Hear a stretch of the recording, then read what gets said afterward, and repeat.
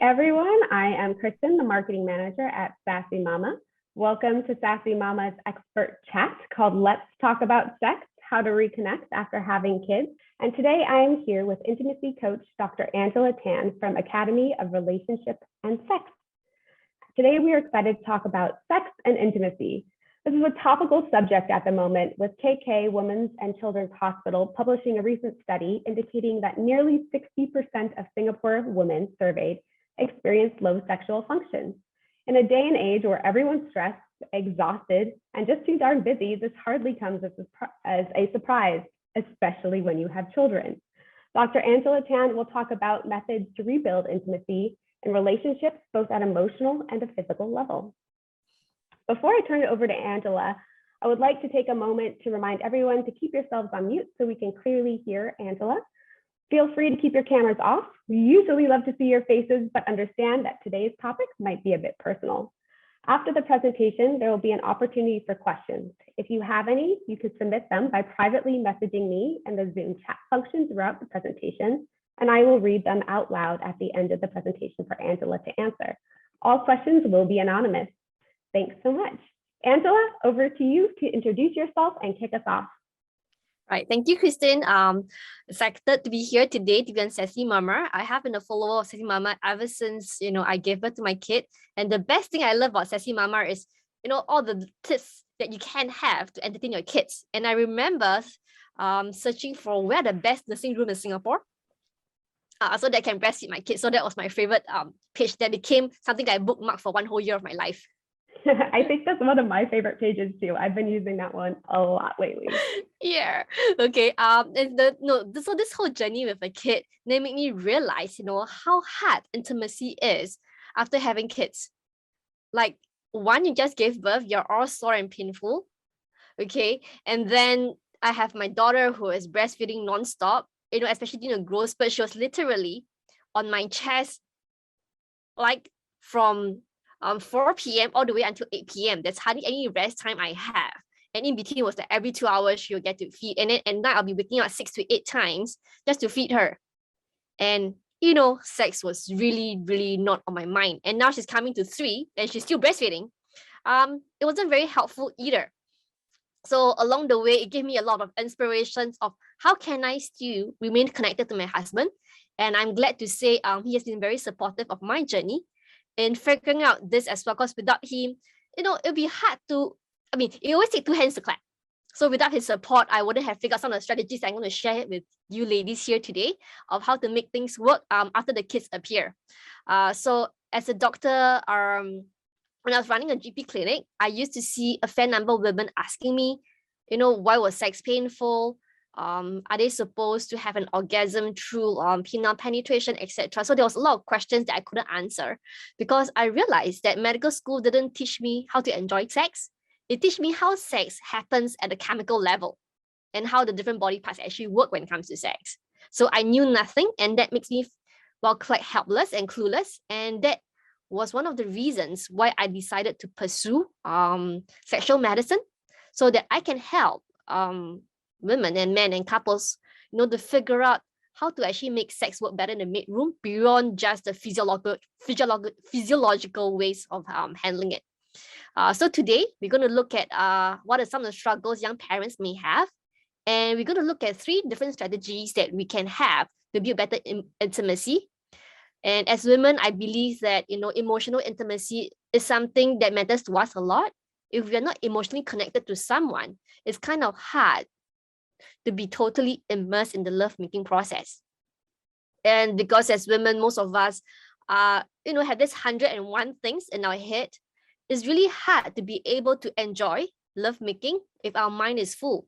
So we're going to look at how do you actually recreate your sanctum so that you have a state that you welcome your partner into the whole love-making process. And lastly, we're going to talk about some tips of how can you rekindle the passion in the bedroom. Okay, so before I go on, just a quick check for all ladies here and all the audience we have today. When do you think sex for you starts to kind of like decline a little bit? Was it before marriage or was it after marriage? Or did the main turning point happen when you become parents? Because knowing exactly when it started, we can actually start to look at where are the possible root causes to actually start fixing. For example, one of my clients that I'm working with, they said that sex wasn't great even when they were newly married. Okay, so when I explore more, it was when I realized that they haven't quite figured out how to actually pleasure each other, and they always ask each other for sex at the wrong time. So it makes sex as something like a chore to complete rather as something that's meant to be pleasurable. And hence, even after they have kids, sex really went downhill from there because there was no good memories in a way to help to draw them back. Yeah. So, and of course, majority of us, after becoming parents, things really go downhill. So because we're so tired, we're running out of time, and we really can't cope with, wanting to make space for other people because we are so drained out ourselves. All right. And that's the gist that we're going to look at. So, a lot of us will feel that, who's the one who's not interested in sex? Is it the man or the woman? Because it's always assumed that women are the ones with the lower sex drive and men is the one with the higher sex drive. But in my experience, I also have seen men who have low sex drive, or either they have issues with erectile dysfunction, and that makes them avoid sex at all costs. So this is just a myth to say that women are always the one at fault, because sometimes men are also in trouble, and we do. And I guess this is the hardest part. How do you actually talk to your partner if he is going through a rough patch when it comes to intimacy? How do we get him to feel reassured and confident about seeking help? Because I guess given that mental awareness and mental wellness is something in the focus ever since the pandemic happened, we do realize that men finds it much harder to seek help when they need to. Because after all, they're supposed to be the stronger one of the two genders. They're able to solve all problems by themselves. Hence, in general, it is quite hard for them to seek help. So if there's any one of you who are facing a struggle like that, do drop us a question and I can answer it at the end of the session.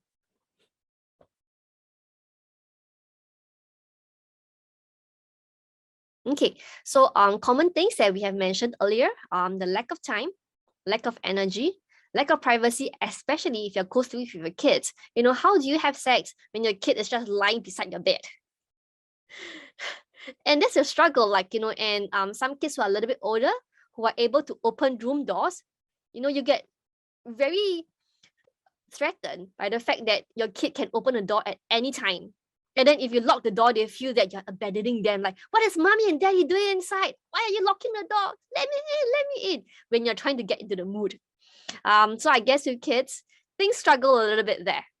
And of course, the endless household chores, just grocery shopping for the whole entire family can drain you up. And then with kids coming on, you have to manage their schoolwork and things like that. It can get very, very hectic. And sometimes when there's unresolved arguments between a couple, it can also make sex a struggle. The common saying is who would actually want to have sex with your enemy? So if you have a heated argument with your husband in the morning, if he approaches you in the evening, you probably don't really want him to touch you. And that can actually result rejection, and repeated rejections from either partner actually cause things to go downhill, because no one likes to be rejected on a regular basis as well. Yeah. So if you guys want some tips on how to handle rejection in a graceful manner and make your partner still want to ask you for it the next time, we can talk about it later as well, okay? Okay, so this is the typical sexual response that most of us imagine. Like, you must have this desire first to want to have sex, and then be close, and then you guys come together, the excitement builds up, and finally you have an orgasm. Okay, but however, this is way too linear for most of us. So I want to introduce to you a more recent model that scientists have come up with that I think is a lot more appropriate for our times. So if you look at this model, slightly more complicated, not so simple, because, well, the mind is not that simple, yeah? You'll find that, okay, that the desire need not be something that is kickstart the whole thing. you can actually build emotional intimacy first so that we can move someone who's actually neutral to somewhat more positive, and then this then builds the arousal, and the arousal then builds a desire to progress further. Okay, and therefore emotional intimacy can be a good start point. And of course, the previous experiences where you had good sex, where you feel very emotionally connected to your partner, they serve as good memories and good triggers to help you promote to want to have the desire as well. So in this way, it is then important for us to have good quality sex so that we want to have it more rather than go for the quantity. Okay. Okay, so now we come to the strategies for better intimacy. Okay, so how do we actually build emotional intimacy? So some of us will probably realize that we are more like, housemates living in the same household rather than husband and wife or lovers after some time, especially for those of us who are married for more than 5 years, 10 years, or 15 years, or even more. We are so familiar with each other. We know how each other operate. We know how each other work. We have seen each other walking naked around the house and going to the toilet. All right. And, we dig nose, we fart, that kind of thing in front of our partners. So that over familiarity leaves nothing left to the imagination. And that doesn't make sex very sexy. Because if you remember, when you guys first started out and everything was fresh and new, it was so easy to get hot right away because there was this curiosity that was driving it crazy.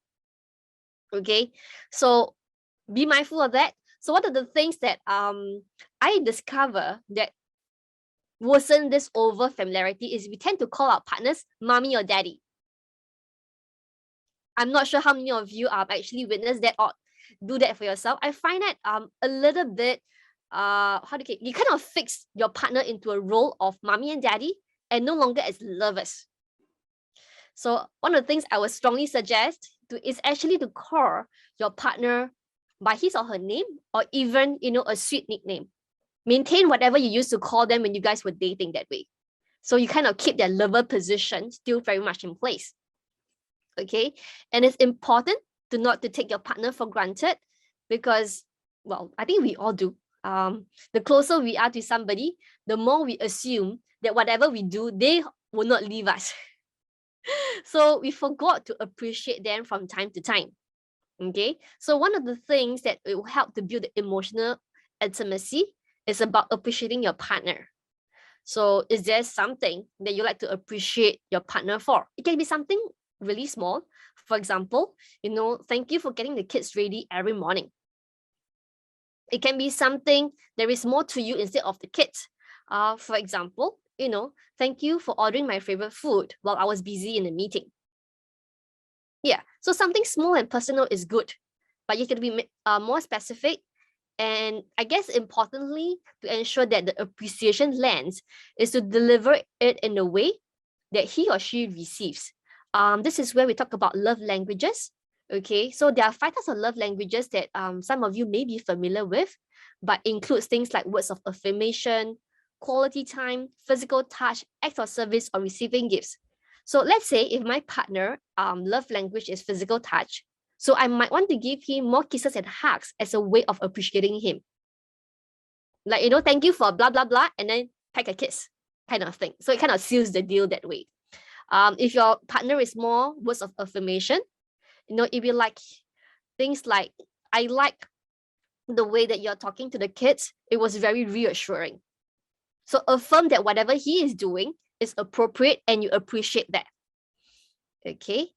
And if you want to make this a monthly affair where you guys kind of sit down and chat, like, what can you appreciate about your partner for? That would be nice to keep it going. Or sometimes it can be spontaneous on a regular basis as well. But, once a year will be too rare. Okay. So something more often so that you keep the emotional intimacy going.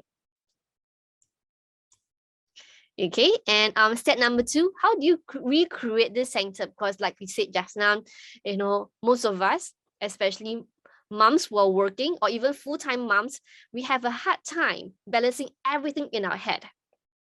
Okay, so the key thing here, as much as it doesn't sound sexy at all, it's about scheduling sex. So it's really setting aside time for intimacy. So when I say schedule sex or intimacy, it doesn't mean that every session that you schedule has to end up in intercourse. Okay, it's about just spending time so that you're putting it aside with your partner, that you are really spending time together on a one-to-one basis, not talking about the kids, not watching a Netflix show together, but simply spend time connecting and relating to each other, either emotionally or physically as well. And you want to create a conducive environment, for example, putting the kids at the babysitter's house, or, with your parents, so that you have a space just for the two of us, or two of you can head out somewhere together for a date night, for example. And to clear your mental clutter. So one of the ways that I find it very useful to clear mental clutter is what I call a dump list. So basically, pen and paper, scribble all the things that are in my head at the moment, so that I kind of dump everything that's in my mental space aside onto a piece of paper that I can look back if I need to refer. So that I don't have to keep thinking like, oh, I need to buy rice, I need to buy sugar, I need to top up the milk, so all this are on a paper. And lastly, importantly, is to make sure that you are present with each other. So this is where I say no phones. Keep the phones aside. You can always get back to your phone later. So these are the few things you will want to do when you're scheduling intimacy time with your partner. And how do you rekindle the passion? This is where we talk about spicy things up, which I guess is the hot topic of today. So number one, I would say revisit the pleasure points. So we all assume that, the genitals are where people will spark joy. But actually, the entire body, because, well, we all covered by skin, and skins are where all the sensory neurons pick up information. So the entire body in itself is an erogenous zone. So later I'll show you a body map that you can use with your partner to look at how can you find out new pleasure points. So for example, one of the couple that I work with, so they did the body map exercise, and the husband actually realized he likes his butt to be spanked. So since then, their new code word of let's have sex is like the wife will spank his butt, and then things will start progressing from there. So it's kind of cute. And they never knew, they were like together for like 15, 20 years, and they never knew that spanking his butt or squeezing his butt will actually evoke desire in him. So that was kind of cute that way. Okay, we're still going to talk about mood enhancers. What are the things that can build the ambience and the mood for better intimacy? And we're going to look at sensation enhancers. What are the things that can increase or enhance the sensation, so that it's not just the old usual thing? And one of the things that I would like to share with you ladies here is that this yes, no, baby list. So I'm not sure how adventurous you guys are, but this list contains things that are more mild and things that are more adventurous for you and your partner to start talking about what things would you like to include in the bedroom. So kind of give you an idea. This list is not exhaustive, but it's a good start point where you start to look at, hey, we haven't quite tried temperature play before. Shall we do it? Kind of thing. So it's really a conversation starter more than anything else. Okay, so a bit more. So this is the body map I'm talking about here. You can, always Google it, print out something like that. And in this exercise to visit your pleasure points, what you want to do is to, well, be naked. That would be nice with your partner, and have your partner touch you in the different areas and start making notes. So the touch is to realize that, what the parts of your body that you enjoy to be touched and what parts actually don't like to be touched. So there was this lady who said, I cannot handle it when my partner tried to touch me at the waist. And I was like, why? I mean, waist, isn't it nice? Is it where the curves are? Isn't it supposed to be sensational? But she said, no, it reminds me of how helpless I felt when my uncle tried to tickle me when I was a kid. Okay, so this body map might give you an insight of what you like and what you don't like, so that your partner actually have a map to follow. I don't know, guys are very visual people. So by having a map as such, it goes like, oh wow, okay, I can go to this point, she'll like it. I can go to this point, she likes it, and I don't go there because she doesn't like it. So it helps to build the momentum in the whole lovemaking process that way. Okay, so pleasure points. I'm not sure you guys have seen something like that before. So this is actually the clitoris organ. So a lot of people assume that the clitoris is just the little thing at the top, which is the first picture that we have on the screen. But actually the clitoris itself is actually a big organ like that. And the labia folds actually covers this up. So what we can actually see just here, the tip here, is where the clitoris is. So therefore, when it comes to asking our partners to stimulate us, it's about going over the whole vulvar area. And sometimes a broader aspect like using all 3 or 4 fingers to massage the whole vulvar area actually creates a lot more sensation rather than one little finger and try and, rub on the clitoris to oversensitize it. So this picture is really to show you that the whole erogenous area is huge. There's no need to focus just on clitoris. Just go for everywhere. And to realize that because the clitoris is behind the vulvar area, penetrative sex itself, if it goes going in and out, if you see, it doesn't stimulate the clitoris as much as doing a massage over the whole vulvar area. And therefore, majority of the women do not feel quite aroused during penile vaginal penetration. That's simply the scientific reason for it. So in case you're wondering, why is your husband getting such a good time and you're not? That's because your pleasure organ is just behind the vulva and not inside the vagina itself.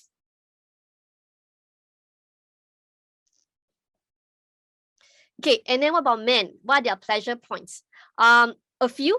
Number 1 is where the meatus is. So if you actually lick or do a gentle rub on there with lubricant, if it's dry and you rub it, it's going to be very painful because it's a sensitive area. So with lubricant and you do a gentle rub or you are licking it, it can provide quite a fabulous sensation. Number 3, where the rim is, that's another area of sensation. The shaft, which is number 4 and 5 throughout, there's not as much sensation. Most men will tell you. And okay, between 8 and 9, that's where the perineum is. If you haven't actually explored it, men actually likes to be stroked in that area as well. And some men, when they're aroused enough, if you actually start massaging the scrotum area or the balls, which is number 6, they actually like it as well. So one of the things that I encourage couples to do is experiment. Find out what your partner like and don't like. Because some of them may be extremely sensitive in different areas. And the key thing here is you do not want to go to the super sensitive areas right at the start because it will shock them. You want to build it up, okay, so that they can actually feel excited when you're the sensitive areas. So another key issue that a couple of my male clients have is that they come too fast. I'm not sure whether you guys encountered that before. So the trick here is to know when to take a pause and let him pleasure you instead. So if you're always, actively engaging him, it's easier for him to come a lot faster and you guys, and the lovemaking process will be shortened. So to prolong it is about taking your time, don't rush, and really just enjoy touching each other everywhere. Yeah. Okay, what about some mood? Importantly, I think lighting plays a key role. If you're having glary white lights in the room, it doesn't really help. Music, you can play some music that you both like, soft jazzy music, lingerie, or even role play costumes can be very arousing at times. And some of you may venture into food play, that whipped cream in your fridge that's sitting there. Take it out and squeeze some of the nipples and get your partner to lick it off. Can be quite a sensation. All right. So play with different things. Yes, and of course, temperature play. So temperature play is something very different. So if you actually, for example, hold ice cubes in your mouth, chew on them, let it melt a little bit so that your ice is cold, and then you do oral sex on your partner, it gives a very different sensation compared to the usual. Some couples may want to venture to light bondage. For example, blindfolds is an example of very light bondage. Because once your eyes are out and you're not seeing things, you're more sensitive to different sensations, and that can make love making more exciting. Texture plays, doing things like feathers, a spanker where you can, lightly hit each other butt, floggers even, because, well, how should I say? Pain and pleasure is really just a very thin line apart, and sometimes a little bit of pain can evoke pleasure in a different way. So if you guys are feeling adventurous, give it a try. Need not be always vanilla all the time. You can always do some chocolate and stuff. Yeah. This is the fun part. Have you ever seen this? This is quite classy. It's actually a glass dildo. So one of the things that I always emphasize when it comes to purchasing sex toys, always get one of a good quality. Flimsy plastics don't work. They may break inside you. They may cause irritation to the skin. So always get a silicone grade, a medical grade silicone one, or glass ones, or metal ones. Yeah, so that they can actually last and you are protected that way. And can you guys guess what are all this? Lipstick, vibrator, and some decoration? Well, they're actually all vibrators. So vibrators can come in very discreet manner that allows you to have them lie in the house without your kids knowing what it is. So it need not always be a penis-shaped dildo. They can come in different fanciful, shapes and sizes and colors. Okay, so for the clitoris, there are quite a lot of sex toys available out there. So the purple one on the left is really just a vibrator. So you can just put it at your vulva area, your clitoris, or even your nipples to actually stimulate things. And the pink one is pretty cute. If you see the little hole at the top, it actually has a sucking function. So it kind of mimic oral sex in a different way. Give it a try. It's quite fun. And the light blue one that you see on the far end, okay, if you see that top part that's a little bit pointed, that is where the clitoris massager is, and it actually goes in a circular motion. So it's not just vibrating stationarily. When it goes around, it creates a different set of sensations. See, there's just so many toys that I can't talk. Just too much. Yeah. Then of course, then we have the penetrative type of toys. So the first one that you see on the left is called like the rabbit shape kind of thing. So when you insert it into your vagina, if you want to, if you don't want to, it's fine either. So you can actually get an internal vagina stimulation plus a clitoris stimulation with the shorter end. So you get it both ways. So kind of exciting. The one, it was actually inspired by the massager. Looks like your shoulder massager, right? They actually works very well as a shoulder massager as well if you want to. So you can have 2 in 1. Okay, and of course that's the typical dildo shape. Well, penis, that's not very exciting. Okay. And then for men, do you think there's sex toys? Of course there is. So they are on the left. What you see is actually what called the penis rings. So you kind of put the penis through the hole and it vibrates, so that when you guys are having intercourse, you can also feel the vibration both ways. But most of my clients have feedback to me, they are very difficult to use because you actually have to be very flexible to maneuver your bodies in a way to actually enjoy the best of it. So, plus minus. So some of my clients, they generally prefer, okay, if you see the egg, that's a tanga egg. It's really, really fun. So it's what we call a masturbation sleeve. As you can see from the picture, sliding it up and down the shaft can actually produce different sensation for your partner.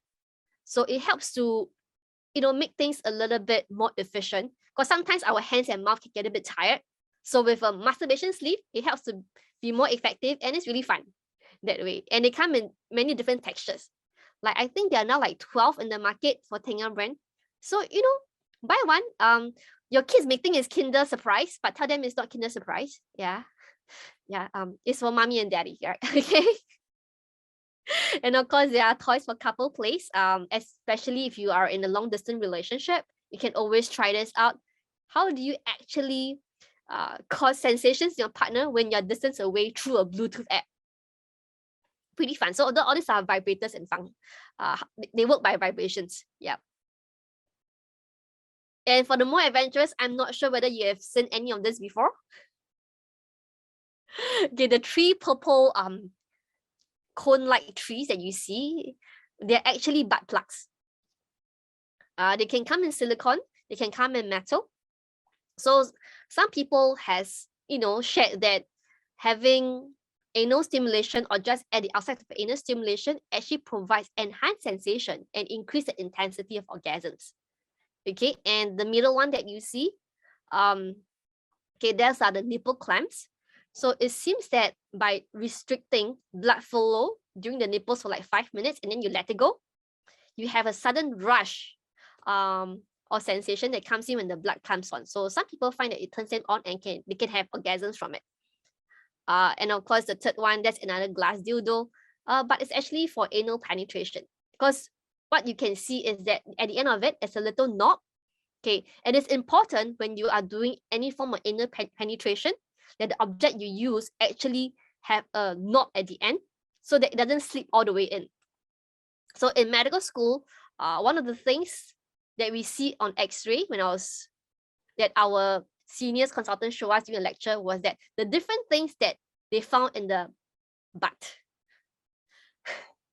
I've seen like glass bottles. I don't know why they were there, but glass bottles, batteries and stuff. So people will insert all sorts of things inside the butt and end up in the hospital. So always find something that you can pull out, right? Not something that is smooth all the way. So that is, medicine 101. How to do anal sex, okay, right? Okay, and that's for the adventurous. And of course, today's was lots of tips, but then it's really hard for me to customize all these tips to everyone. So if the tips that we have shared so far doesn't make things a bit better, I think a professional help may be great in this case. And of course, if there's unresolved conflict between you and a partner, that way they will resolve before love making can be lovely again. And if there's sexual dysfunction in the bedroom, for example, painful sex, erectile dysfunction, premature ejaculation, or persistent low libido, these are also the reasons why you will want to seek a professional help, so that you can get additional advice or even some form of medical interventions to get it all fixed that way. Okay, so to recap, okay, how do you reignite the tension in the bedroom? First, find out where the problem or challenge is, see whether you can actually resolve that. Okay, let your partner know that, despite all the quarrels and all the intense hate from working from home, home-based learning, etc., you still love them and appreciate them for who they are. And importantly, once you can start creating protected time for each other, things will start building up again. And simply be curious about enhancing your bedroom experience, because you never know what will actually turn you on, because our body change with childbirth, and things that we used to like or don't like may be different right now. So I will strongly encourage you guys to take this chance to find out what works for you right now. And of course, seek help early when needed, so that you don't build up the resentment or the damage in the relationship will not be prolonged that way. So I guess that's all I have for you today. Perfect. Thank you, Dr. Angela, for these great tips and strategies to rebuild intimacy in your relationship. After having children, it's so easy and normal to come up with reasons to put off sex. So hopefully you've gained a deeper understanding of some of the struggles and stresses facing parents like yourselves and how they impact intimacy. And hopefully you're walking away from this talk with some inspiration to help bring back some magic into your own bedroom and reconnect with your partner. We've had some questions come in already, but as a reminder, if you have something you'd like to ask, please private message me in the Zoom chat function, and I will do our best to get to all the questions. The first question that's come in is, my husband and I have never been able to speak openly about our sex life, wondering how to get started. Well, okay, it is easy and tough. The main thing here is, can you choose a time that you guys are in private and you can talk about anything? And the first thing that, you might not want to talk about is like, hey, I think our sex is bad. It can be something like an inference, like, I was watching a movie that day and I thought that was nice when the male lead actually took his time to caress the female lead. I thought that was kind of sexy or arousing. So you can use something as an inference to start to bring this in. Or you can simply say, I attended a talk by Dr. Angela Tan today, and I was hearing about these great tips. What do you think? So really an open conversation, nothing directly blaming the person that things are not working out, and that will make things a lot easier. Yep. Great. Some great ideas to kind of get that conversation going. The next question we had, and you kind of alluded to it during your talk, is if you're not in the mood, but your partner is, how do you turn them down in a positive way that doesn't totally reject them negatively? So I think you mentioned you had tips on rejecting gracefully. Yeah. So I think one key thing is that to let your partner know, I am not rejecting you. just that I'm really not in the mood now. And the next important thing is to let them know that you still want it, but the next time. So in fact, if you can, give them a specific time, like how about this Saturday? Our schedule seems empty. Shall we make it this Saturday instead? So when you actually give them that appointment and schedule it for it, it makes them feel reassured that you still want them. Because the main thing about rejection is they feel that you don't want them anymore. You don't desire for them anymore. But that's not true. It's just that you're just overwhelmed. Yeah. So about making that across, that is the most helpful thing that I think will work. Great. Good ideas there. This second or third question is kind of similar to our first one, but maybe you have some additional pointers. How do you bring up the topic to your partner when it's been a while and they're afraid it's going to be awkward? Okay, don't worry about awkward, really. Just jump into it. So one of the things that I want to remind everyone when you do a sex talk, okay, don't do it when you're making out or in the middle of love making. All right, it will be very, very awkward. Treat it as a after dinner conversation when you guys are on the couch, and kind of just find a way to bring it up, or it can be even like, my friends were sharing about this. Okay, do you think we are also going through something similar? So find a third thing that you can bring in so that to reduce the awkwardness. And I think the moment we are open about it, our partner will also, because this might be on their mind as well. You never know. And it's just that who's the one initiating. And they may be feeling so relieved. Wow, my wife is actually talking about it. Okay, I can chill. Okay. I want to talk about it too. Come on, let's bring it on. You never know what's really happening inside your head too. Yeah, that's some great ideas on how to initiate that conversation if it's been a while that I think a lot of our readers would benefit from. So another question that has come up is, how do you keep scheduled sex feel spontaneous and fun and not like we're just checking off the box of scheduled sex? Okay, so the important thing about scheduled sex is not to aim for intercourse every time. Because the moment we have intercourse as the endpoint, it becomes a KPI that we have to reach. And that is when things get very disruptive that way. Okay, and what you want to do on top of that is to provide plenty of anticipation. For example, I know that tomorrow is our scheduled time. So like, the night before, I'm like, honey, what kind of lingerie would you like for tomorrow? So doing little drop-offs like that, and sending flirty texts throughout the day, that's going to help to build the mood for that. Because one of the things about scheduling sex is that you know when is it going to happen. So you know that when you're sending this flirty text, they will be responded appropriately versus rejected. Because time and space are really created for it. So you actually makes it more exciting than spontaneous sex itself because of the long build-up that can happen. Good ideas there. Our next couple of questions, I'm going to kind of combine because I think there's a theme here. So clearly it's interesting to our listeners. And it's about, I feel I have less sex drive after having kids. My husband wants to have sex more often. What should I do? And then this other question that came in is very similar, is I have a low sex drive, but my husband is often asking for sex. How do I resolve this in a way that there's a balance for us? So when one partner has more of a need than the other. Okay, so the key thing here is to understand where's the low sex drive coming from. Is it something that you already have, or is it because your current time and space and your energy is just so overused? So this is where scheduling sex again is helpful, so that you actually create a time that your partner know that he's going to get it or she's going to get it. Okay, and of course, if your partner needs more sex than the required scheduling, what can be done is you can encourage masturbation by himself or herself, or you can help the person masturbate, or you can watch the person masturbate. It's fine. Okay, so you don't have to engage in sex all the time, or it can be, because when we have a low sex drive, we don't really feel like getting pleasured ourselves.